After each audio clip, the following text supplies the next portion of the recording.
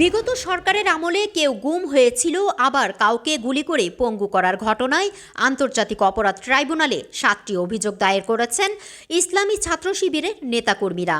সকালে ভুক্তভোগীরা আসেন অপরাধ ট্রাইব্যুনালের প্রসিকিউশন বিভাগে। সেখানে আলাদা আলাদা অভিযোগ দেয়া হয়।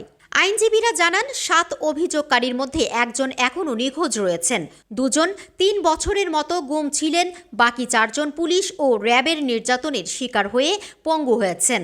ঘটনার সময়কার পুলিশ, র্যাব ও আওয়ামী লীগে জড়িত যারা ছিল তাদের বিরুদ্ধে অভিযোগ আনা হয়েছে। আমরা সামষ্টিকভাবে 7টি অভিযোগে আলাদা আলাদাভাবে ভিকটিমের পক্ষ থেকে দায়ের করেছি। তাদের উপর যে নির্যাতন চালিয়েছেন এই আওয়ামী লীগ সরকার বা প্রশাসন, এই নির্যাতনের তারা বিচার চায় এবং যারা মিসিং আছে, এই মিসিং পরিবার এখানে উপস্থিত আছেন। আমরা যেহেতু আমাদের জনশক্তি তারা ছিল আছে, আমরা সংগঠনের পক্ষ থেকেও এই প্রত্যাশা জানিয়েছি যে যারা এই জুলুম নির্যাতন চালিয়েছে তারা যেন এই শাস্তির আওতায় আসে এবং যারা মিসিং আছে তাদেরকে যেন আমাদের মাঝে ফিরিয়ে দেওয়া হয়। ভুক্তভোগীরা প্রসিকিউশনে এসে তাদের উপর নির্যাতনের কথা বলতে গিয়ে আবেগ ঘন পরিবেশ তৈরি হয়। এ সময় ভুক্তভোগীরা সবাই সুষ্ঠু তদন্তের পর বিচার দাবি করেন। আমাদের খাবার দিত, 1 মিনিট বা 2 মিনিট টাইম দিত। এর ভিতর যদি খাবার খেতে না পারতাম তাহলে মারধর করতো, আবার খাবারগুলো নিয়ে যেত।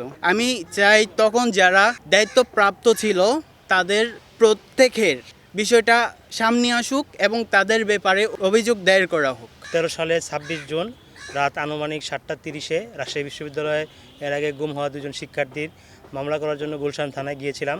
সেখান থেকে আমরা গুলশান আজাদ মসজিদে মাগরিবের নামাজ পড়ে বের হওয়ার সময় সাদা পোশাকধারী আইনশৃঙ্খলা রক্ষাকারীর পরিচয়ে আমাকে প্রথম পিছন থেকে হাত বেঁধে ফেলে এবং চোখ বেঁধে গাড়িতে উঠানো হয়। 3.5 মাস পিছন থেকে হ্যান্ডকাপ বাঁধা অবস্থায় এবং সামনে থেকে চোখ বাঁধা অবস্থায় রাখা হয়েছিল। তুলনা আফরিন, ঢাকা টাইমস।